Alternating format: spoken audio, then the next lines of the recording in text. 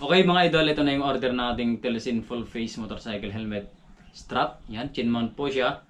At lalagay natin yung GoPro natin dito. Yan, para medyo okay naman yung kuha. So, tignan natin mamaya mga idol kung paano natin siya ilalagay. Kasi namang problema ako kung paano ko siya ilalagay dito. Kung yuyupin ko na lang ba siya ganyan. Buksan na natin mga idol, huwag na natin patagalin. Okay. Yun. Ito na siya. Ito na siya mga idol. Yan, nakabalot siya ng bubble wrap. Mukhang safe naman. Sana walang sira. Yung presyo mga idol, 379.87. Kasama na yung hindi mawala-wala na shipping fee mga idol. Yan. Okay, ito na. Yan, na-order natin siya sa mismong Telesin official store mga idol. Yan. Sana hindi tayo mamroblema sa pagkakabit. Kasi first time natin tong gagawin. Yan. Okay. Ito. May mga papel na maliliit mga idol. Oh. Okay, meron siyang sticker. Mula sa Telesin. Ito. Bale, 3. Yan, papakita natin. Una, ito mga idol. Pangalawa, ito. Maliliit lang siya. Ganda. Yan.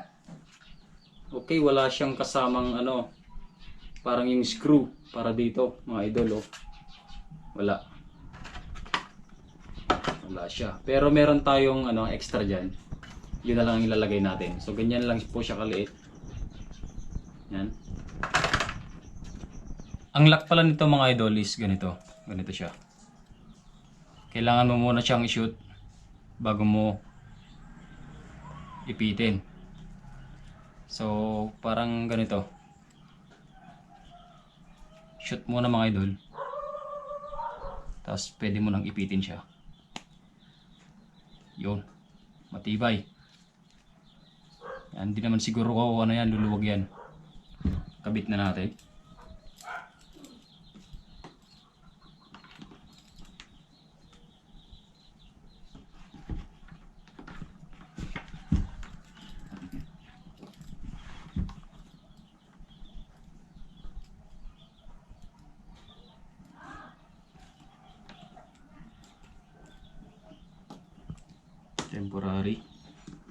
Temporary muna natin.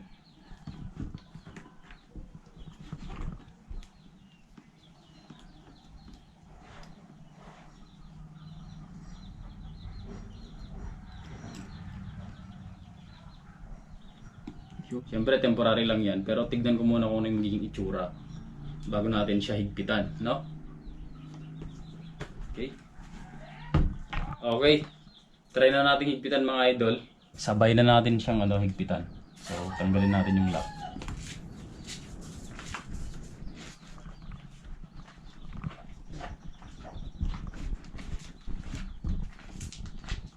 Center lang natin. Yan. Yan, hatakin lang natin mga idol.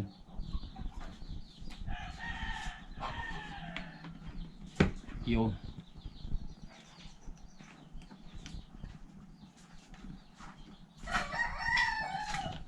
Okay.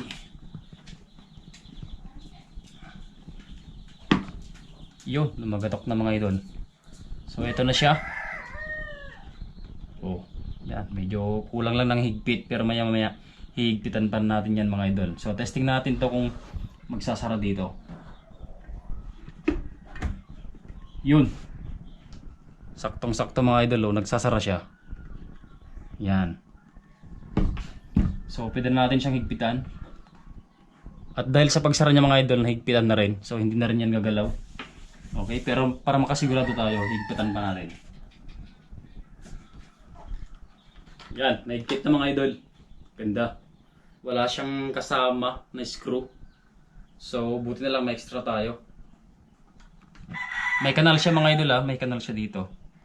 Sakto dito. So slide lang natin siya. Pasok lang natin. Yan, hanggang tumunog. So pwede natin ilagay yung camera mga idol. Yan.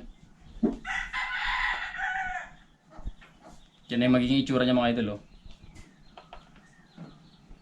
Okay mga idol, ikakabit na natin tong GoPro sa sa chin mount natin.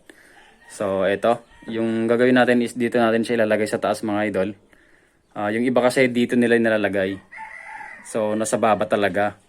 Sa baba. Pero sa akin mas maganda siya tignan dito. Yan. Para makita rin natin kung nagre-record talaga siya. So pasok lang natin to. Yun. Higpitan lang natin. Yan, mais-ayos na siya mga idol. So ito na. Yan. Ganyan pag naka-side. Pag nakaharap. Yan, sa kabila. Yan siya mga idol. So okay mga idol, nakabit na natin siya ng maayos. Yan, sana hindi siya magalaw. So sa susunod na araw mga idol, iti-test natin to.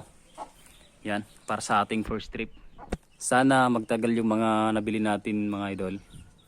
Yan. Check natin yung mga nabili natin. Isa na to mismong chin mount na to. Isa. Yan. Pangalawa tong Pro Taper handlebar foam. At saka itong action cam holder dito sa harap. Yan, naka side mirror type po siya mga idol. So maganda. Unti-unti na nating mabuo mga idol yung mga kakailangan natin sa pagmumotor. So sana samahan nyo ako sa first trip para matest natin tong chin mount na to. So hanggang dito na lang mga idol. Maraming salamat sa patuloy na pagsuporta. Kung hindi ka pa nakasubscribe sa channel ko, mag-subscribe ka na po. Yan. At para maging mas masaya pag mas marami tayo mga idol. So daanan lang natin tong motor mga idol. Yan, second hand rin yan sa mga hindi po nakakalam. Yun, hanggang dito na lang po. Maraming salamat at ride safe po. Ingat!